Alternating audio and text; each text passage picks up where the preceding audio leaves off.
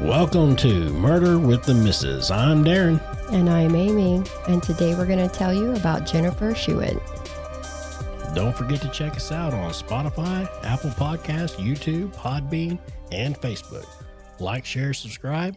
Make sure to hit the notification bell so you get the new episodes whenever they drop, and tell your friends as always. I feel like it's time for another survivor story. We always need to have some kind of hope whenever we do these stories that some things do work out. Absolutely. So we will take you down a dark road, but keep in mind that there is a light at the end of the tunnel. As always, safety first. We will mention physical assault, sexual assault, self-harm, all the things. So proceed with caution. And if this is not something you wanted to listen to today, well, we'll see you next time. We're going back to 1990. Not a whole lot to do back then for kids, except, to go outside and play. In Dickinson, Texas, some kids are running through an overgrown field playing tag. A little girl trips over a foot sticking out and gets excited. Getting up and thinking that she has found someone to tag is sweet, sweet victory. But the foot is still there, not moving. And that's when she sees it's not one of her friends. It's Jennifer, naked, unable to move anything but her bloodshot eyes, body covered in red dots, unable to speak because her throat has been cut from ear to ear.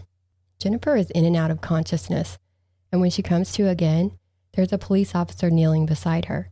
Inside, she was panicking. Not the cops. Not a man. He kept saying, "You've been found. You're going to be okay. Just please stay with me. Please stay with me." They life-flighted her. At the hospital, she was awake and alert when she was rushed into surgery. Her throat had been cut deep enough to cut through her trachea, but luckily missed damaging much else. Since she was naked, sexual assault had to be assumed, but they would have to deal with that later. The red dots all over her was because she had been left on top of a fire ant pile. She didn't have much damage to the rest of her body that they could see. She couldn't move because of exhaustion, fear, and shock. Right, so there was nothing physically preventing her from moving, but there was plenty of trauma that they couldn't see.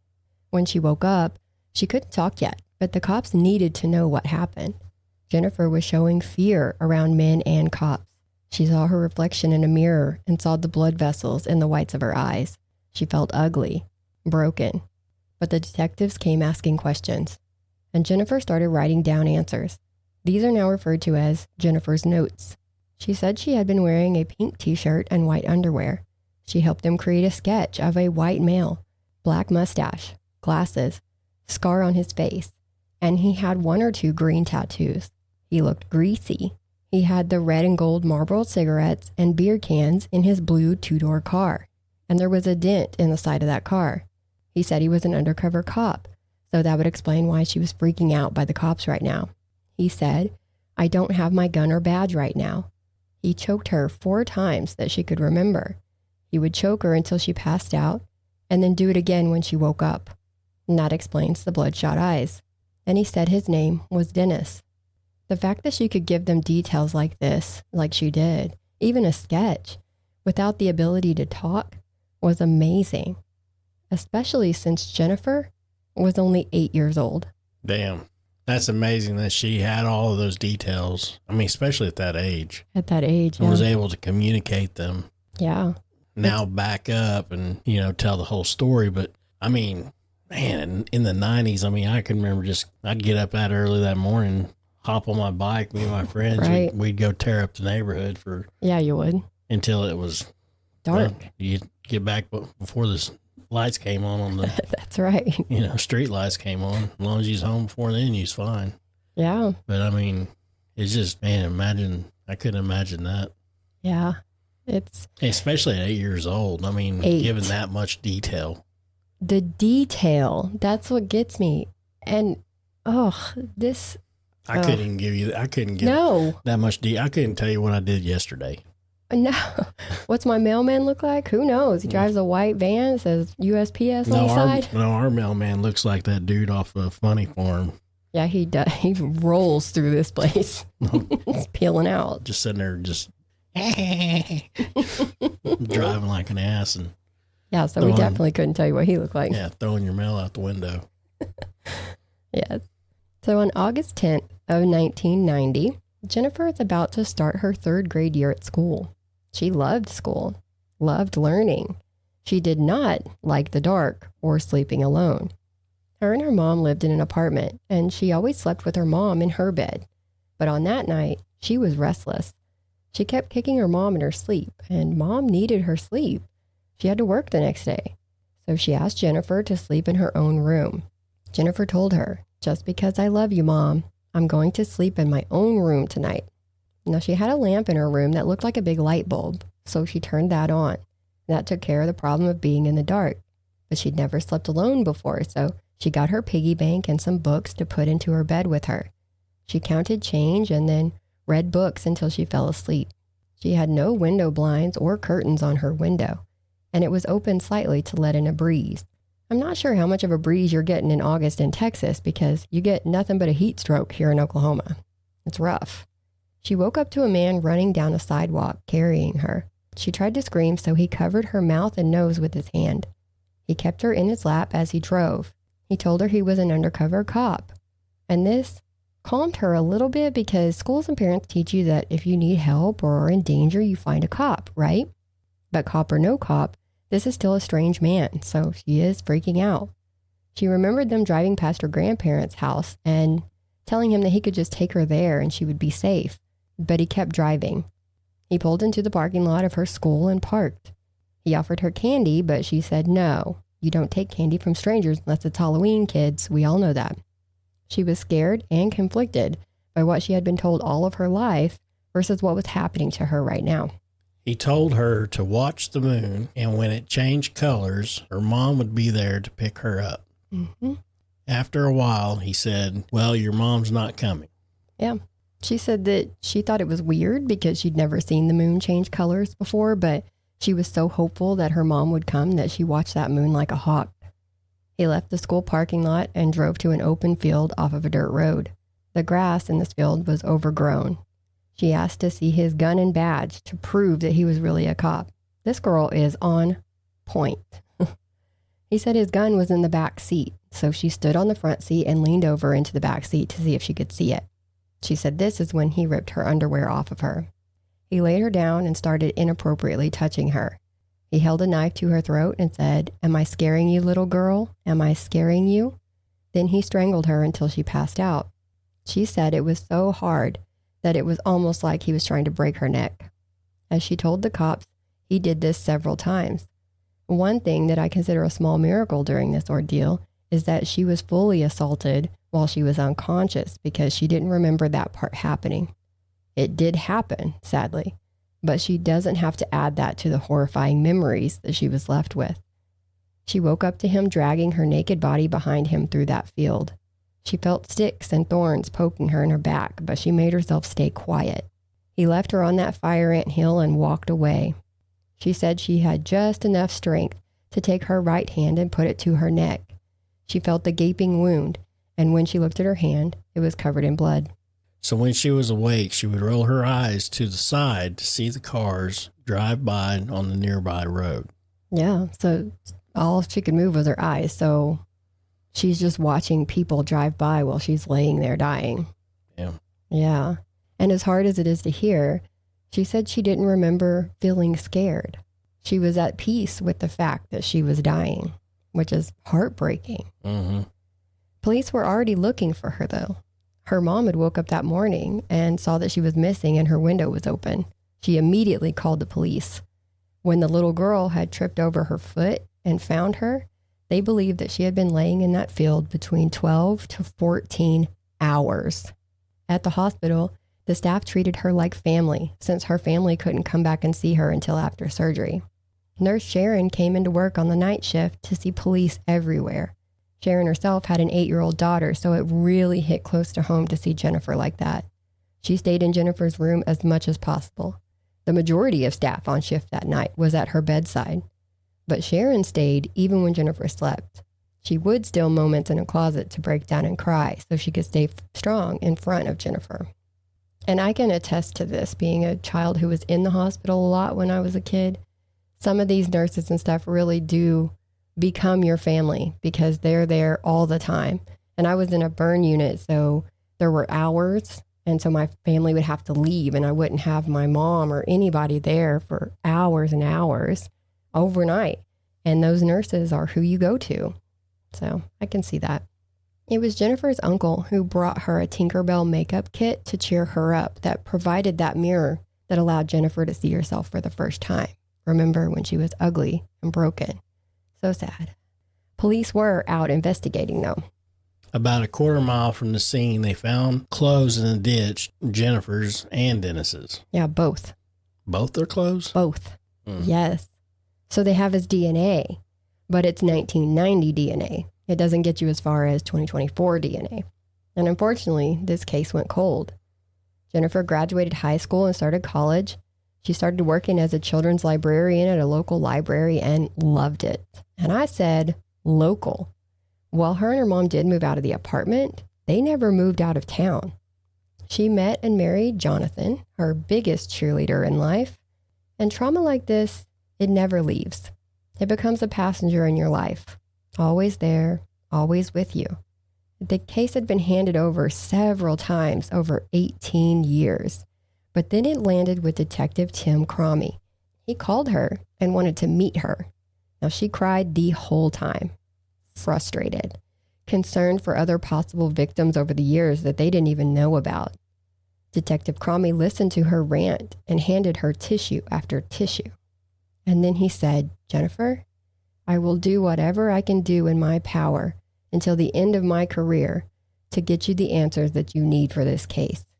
And she said that changed her life. He brought in FBI agent Richard Renison. Yes. So he brought in the FBI. Now they sent Jennifer's t-shirt and underwear along with the attacker's t-shirt and underwear to the FBI lab. So that's the clothes that they got. He left his own t-shirt and underwear with hers in the ditch. Dumb. At this point, it's 2008. So there had been advancements in DNA. But this is a cold case, so it's not high up on the priority list. It takes over a year to get results. Agent Renison got a call at 2:30 in the morning from the lab. They got a hit. Dennis Earl Bradford. That's the guy. He actually give her his real name. It's like, he gave her his real name. Wow. Yep. Okay. And luckily she remembered it. So as soon as they heard this name, they're like, it's him. It's him. They pull up a record for him from a 1997 case in Hot Springs, Arkansas, where he kidnapped and sexually assaulted a woman he met in a bar. He went to prison and his DNA was put in the national database. But they had to tie him back to Texas. They contacted the driver's license bureau in Texas and got a picture from his Texas driver's license, one that he had gotten just a few months before the attack. He was 20 years old at the time. When they saw the picture, they were floored. The picture and the sketch that Jennifer had helped them make was one of the closest they had ever seen. We'll put the side-by-side on our Facebook page so you can see it. She did, an amazing job. It's almost exact. I remember looking at it. It's like almost perfect. Yeah, Agent Renison said it was almost as if Lois Gibson, the woman who drew the sketch, was drawing the sketch based on that driver's license photo. It was that accurate. That's crazy. And Dennis had at least 2 different addresses in Dickinson at the time, and both were in close proximity to Jennifer's apartment. The district attorney authorized charges for attempted capital murder. So the men met with officers from the North Little Rock Police Department, and they pulled Dennis over in a traffic stop and arrested him. And he was now a welder with a wife and 3 adult stepsons. We'll tell you about the police interview, but you can also watch it online. If you're like Amy, she likes to see how he talks and acts. Oh, yeah. Got to see them mannerisms. Yeah. Because the way these people act in these interrogation videos is very, very important to me, because you can usually tell when somebody is being aloof, or like I'm also going to do another story here where a woman in her interviews sleeps the whole time. Like they literally have to tell her to sit up because she's laid out on the table trying to sleep the whole time when her daughter's missing. So, it's things like that you really need to see to believe. And so that's why I like to watch him. So They asked him if he knew the name Jennifer Schuett. He said he remembered the story and seeing signs back in Dickinson about her being abducted and that he had prayed for her. They asked if he ever came in contact with her, and he said yes. When they asked him to tell them about that, he said no. They asked if there was a reason why, and Dennis said, "You did your homework." They said, "You're right. We did our homework. If you're remorseful about this, people need to hear that. There's two sides to every story." Dennis broke down. He said, "Not a single day goes by where I don't see that baby. There's no other side to the story. She was innocent, and I was a sick, deranged, beat up little fucking punk." He said he was driving around that night and randomly pulled into a parking lot. He walked over to this window. He said it was open. He could see in it, and the light was on. She wasn't anybody that he knew. Then he said, "Forgive me, Mama," and confessed. "I pulled that little girl out of that window, and I put her in my car, and she was freaking out. And I told her, 'Please, just don't worry. It'll be all right.' He told her that he was a police officer. He pulled on a little road, and she was scared. He said he just lost it. He was like a savaged animal. He struggled with the next part, but they encouraged him to clear his conscience. He said, 'I took that little girl out there and I raped her, and I cut her throat. I don't know why. I've never known why. Many times. I've wanted to just end it, but I never had the guts.' In fact, he told them that shortly after the attack, he got a 30-06 shotgun and at the last second changed his mind. He had already pulled the trigger, so it blew a hole in his dad's roof. He was taken to the hospital for evaluation and was in the psychiatric ward." He was at the same hospital that Jennifer was in at the same time, and no one knew it. How fucked up is that? That's pretty bad, especially whenever they had a sketch. They did have a sketch, but they didn't get that sketch right away. Yeah, true. But still. They didn't, I don't know if it wasn't a thing back then or what, but he was not held for 72 hours like they do now when you have a Baker Act or the 5150. They usually hold you for 72 hours. They did not do that in this case. So I don't know how long they had held him for, but either way, it's just fucking tragic that she had to be in there and she didn't even know it. So, but at the same time, for me to know it now, that just adds to the rage, I think. And they tell him that if he was to see her, they think he would be extremely proud of her. He starts crying. He says, "Oh, thank goodness, she's alive. She's alive." Then says that he's a firm believer in Christ and has prayed for that. He says that he took off 2 days after it happened. So that's how I know he wasn't held for 72 hours. And he says he didn't know that she was alive. Jennifer was full of emotions, understandably. She was ready to go to trial. She had imagined this for all these years, to finally come face to face with him.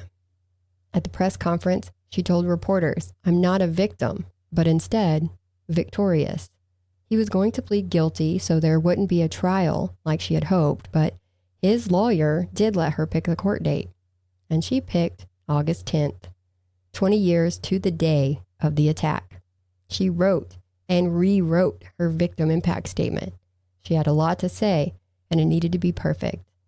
But on May 10th of 2010, Dennis, now 40 years old, hung himself in his jail cell with his sheets. I guess the chicken shit found the guts to finally do it. Yeah, what a dick. I figured he found the courage while realizing what his quality of life was going to be in prison.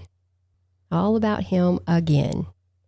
When the agent and detective told Jennifer about his arrest, the first thing she said was, "Please don't let him kill himself." And now they were going to have to call her in the middle of the night and tell her before the news broke in the morning. She cried and screamed through the phone. She had been robbed of her chance to confront him. So her and her husband went to Dennis's grave on August 10th, and she read her statement to him there.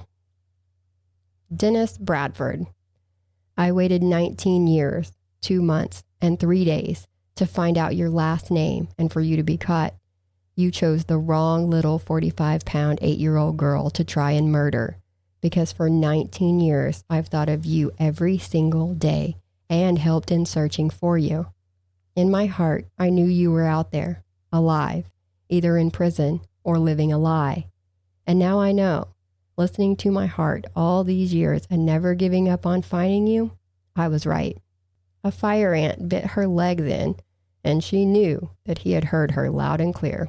At least she got that out. She waited for so long for that. She did. She wasn't going to be robbed of it. And her husband wasn't going to let her get robbed of it either, because he was right there with her. And I love that. Yeah. And it was probably really good for her healing process too. Now she does keep in contact with Nurse Sharon, Detective Cromie, and Agent Renison to this day. And she travels talking about what she experienced. Jennifer and Jonathan wanted to have kids. She wanted to be a mom, but she was diagnosed with hydrosalpinx, I think is how you pronounce it, which is where her fallopian tubes are blocked and filled with fluid. So the odds of being able to have children were extremely low. And yes, this is the result of the attack. But after hearing her story, a doctor offered them IVF at no cost. Unfortunately, that was not guaranteed to work, but it would at least give them a shot. They didn't know who they were dealing with when it comes to beating the odds.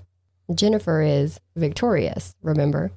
And they welcomed their daughter Jenna in 2012, and then their son Jonah in 2016. Nice, that was a good end. Yes. So now she can live her life. Yeah. Well, that was definitely a good survivor story. I love Survivor. All right, well, that's the end of this one. Catch us on the next one.